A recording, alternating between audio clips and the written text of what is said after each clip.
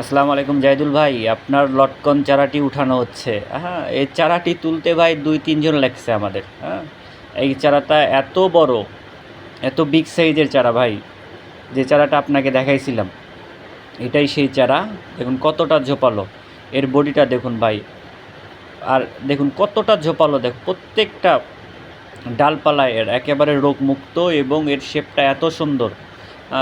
বিগত 2-3 বছর ধরে এই লটকন চারাতে প্রচুর পরিমাণে লটকন ধরতেছে। আর অবশ্যই এই চারাটি আপনি ছায়ে রোপণ করবেন।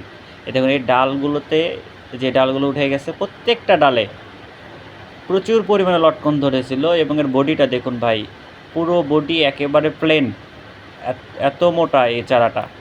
আর এর শিকড়গুলো সব এর টবের মধ্যেই সীমাবদ্ধ।